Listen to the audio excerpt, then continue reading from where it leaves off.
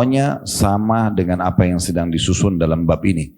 Dan pesan mereka adalah bagaimana kita termotivasi untuk mengerjakan. Makanya seringkali mereka menulis bab-bab yang membuat kita tergiur, ya, ingin untuk membaca. Dari bab ini, potongan pertamanya anjuran membersihkan. Berarti motivasi agar semua muslim, bukan hanya marbot, tapi semua muslim merasa peduli untuk selalu menjaga kebersihan masjid. Lawan pemahaman ini adalah berarti adanya larangan untuk mengotori masjid. Apapun sifatnya, walaupun itu hanya kotoran-kotoran kecil. Banyak orang subhanallah tidak peduli dengan masalah yang kita dengarkan juga, adanya ancaman-ancaman orang justru yang mengotori masjid.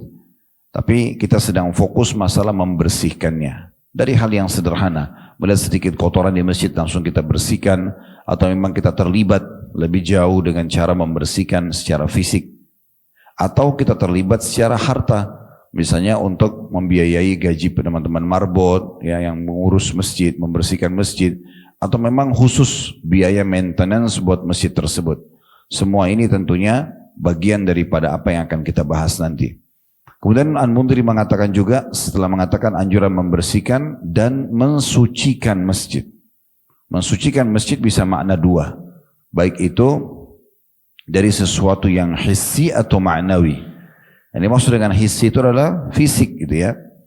Artinya kalau ada kotoran-kotoran maka kita bersihkan. Ada najis kita bersihkan gitu ya. Dan kita tidak tinggalkan atau biarkan. Atau secara makna. Secara makna itu artinya menjauhkan masjid dari perbuatan-perbuatan yang membuat Allah murka.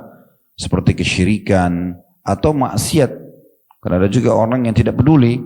Masjid pun tidak disucikan. Mereka masih melakukan dosa-dosa di dalam masjid. Wa na'udzubillah. Ya, bahkan mereka tidak takut sama Allah subhanahu wa ta'ala. Tidak takut dengan para malaikat-malaikat yang memang Allah khususkan untuk menghukum orang-orang yang membangkang. Kalau rumah anda saja anda tidak mau terjadi kotor atau mungkin ada orang yang berbuat dosa dan pelanggaran misalnya di rumah, maka bagaimana dengan rumah Allah subhanahu wa ta'ala. Kemudian Al-Mundhiri mengatakan juga lanjutan babnya dan keterangan tentang memberinya wewangian. Ini ekstra lagi ya. Bagaimana kita memberikan wewangian di masjid, apapun sifatnya itu ya. Mungkin ada orang di antara kita yang memang menyumbang ya, pewangi buat masjid misalnya. Ya, tentu tidak buru-buru, tidak tergesa-gesa mengambil keputusan sendiri, tapi kita izin dulu dengan para pengurus masjid. Misalnya kita katakan, apakah di masjid sudah ada pewangi misalnya, kemudian kalaupun mereka mengatakan belum ada, lalu kita bilang bisa